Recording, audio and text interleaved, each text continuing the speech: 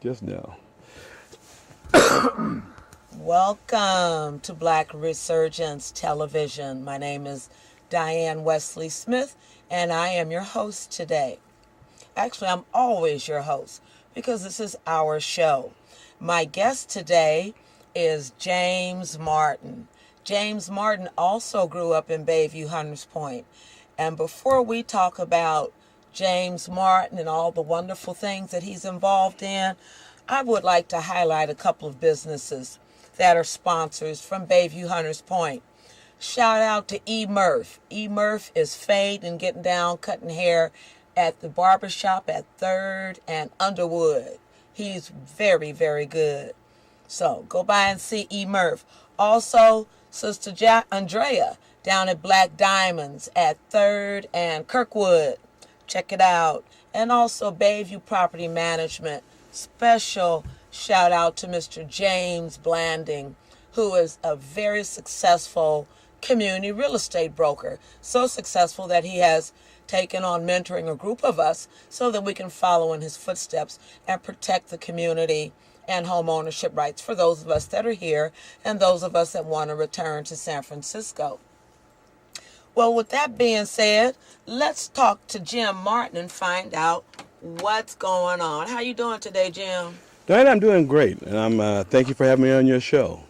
Oh, my pleasure. My pleasure. I want you on the show because we like to highlight the activities of positive Blacks and African Americans, particularly men. So you're here today so you can tell us some of the great things that you're doing. First, let me say that as long as I've known Jim, Jim has always been actively involved in doing something to help the community. Thank you To for help that. increase the quality of life. And I would not say it if it were not true. If I see a little baby and the baby is not cute, I say, oh, that's so sweet, that's so darling. But that's the extent of it. So this is a well-deserved compliment. So Thank you, James, Diane. let's talk a little bit. Tell us a little bit about yourself. Well, my family came from Detroit, Michigan in 1959, and I was raised in Hunters Point in the projects. Wait, 1959. I thought I was younger than you. Go ahead. I didn't say how old I was in 1959. But we came from Detroit in '59, and that's when my life in San Francisco began, obviously. And I consider myself today a product of my community, because it was through the church, through the community activists, through the neighbors. Now, through the church, when we were growing up, most of us had a spiritual foundation. Yes. And what did your spiritual foundation do for you when you were growing up? You said that you had some positive experiences through the church. Well, the church in my family was our training ground. We learned public speaking in the church. We learned how to stand up and address an audience. Yes. It was also our cultural awareness, because we learned music culture. We learned, I still today, my sisters and I, my family, we all sing. And today, you might find me out anywhere, doing a solo singing with a band.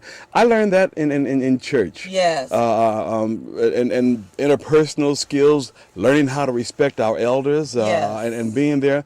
Those were positive lessons that I learned in church, and those are the kind of lessons, the very basic lessons that create a positive neighborhood. Exactly. Now that you said that, because I too learned public speaking in church, and it started with Easter plays, Christmas plays, etc. And I learned to stand in front of people, and I learned something about relying on God. Yeah, absolutely. And I learned that if I ever got in real bad trouble, that's how it was for me. It had to be real bad trouble, but when I was in trouble, that God would help me. And young people now, they don't know who's going to help them. And what's happening? That's it. I call it the erosion of hope, because so many have not been invested and involved in that kind of an environment where they learn that when all things go wrong, you don't have to give up, you don't have to give in. There is still hope, because there's a power greater than you. That's a lesson that people don't learn as readily as we did as we were growing up. So consequently, you have a growing population of young people in our communities who just don't really know what it is to hope in something that you can't see. Okay, right. It's like faith, believing in something that one cannot see. Absolutely. Now, what can we do about that? Those of us that are believers, those of us that call on God, because I will hit my knees in a minute when I am in pain and relief comes. But see, I know the power source. I know who to call. You know who to call. Indeed. How do we help young people know who to call? Well, today is a day where churches they have a very different feel than when you and I grew up. You have more churches that talk about prosperity. You have the concept of the mega church. You even have something today that I'm not always sure I'm in support of, and it's what they call children's church. Children's church. Yeah, educate me about children's church. Well, on Sunday morning is the pastor a child? No. The pastor's not a child. But what they do, and I understand the premise of it, and that is that at a certain point on Sunday morning services, the pastor or someone will announce it's time now for children's church, and all the children will leave and go somewhere else and sit down and get their spiritual education from someone other than the pastor. I believe more in the time when we used to go to church with Mom, and my mom would sit across from us, to sit right there. We learned as she did. That way, there was no difference in terms of what we were learning. What the pastor taught her, we learned. Right. And today, in many cases, the pastor is teaching one thing. Maybe it's for more seasoned Christians, but the children are getting something else. And I find that when we got the same thing that our parents got, sitting right next to them in church, I think we had a healthier church environment. Okay. I think we had a healthier family environment. That's just my opinion. Well, we certainly did have a healthier family environment. And also young people knew that they were loved. Indeed. They were loved by, Indeed. If their parents didn't love them, which was unheard of back then, but if their parents didn't love them, they knew someone down the street did, someone around the corner did. And you could get several whippings on your way home. Absolutely. Right? And those were love whippings, though. Yeah. And so one of the things, now that we're on this subject, one of the things I'd like to, because you mentioned you were involved in community safety. I was reading your bio, which is so impressive. I mean, I don't know where to start. So let me back up a little bit. One of the things I see in terms of, you mentioned that you are concerned and you are a community safety organizer. Correct.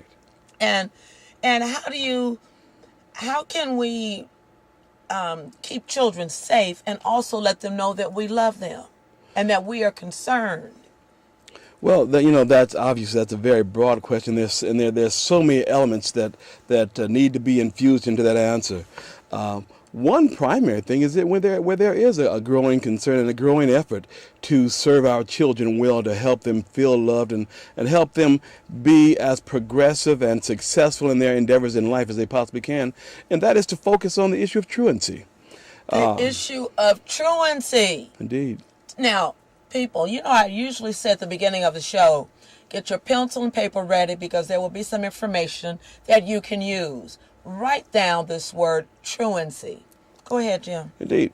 And you have a number of people in the community and even in the government structure who are looking at the domino effect. And there's so many problems in our community that have a domino effect. They're related, and they're not inseparable.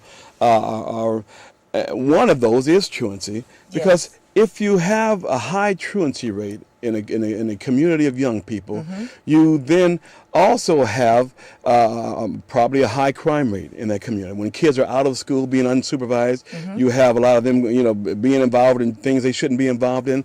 Consequently, there's a significant number of youngsters going to jail out of their out of school activities. And what the problems we have with the jails. We have our young people going into jails, and then they begin. Let me interrupt you for yes. one moment. Let me say one thing. Yes. Speaking of jail and the number of young people going to jail, I invite you. I ask, matter of fact, I'd like to make this the listening audience and the visual audience. This is what I'd like to ask you. I'd ask that you go to 850 Bryant and go into a Department 16, for example. Go into one of those departments and see how many young black men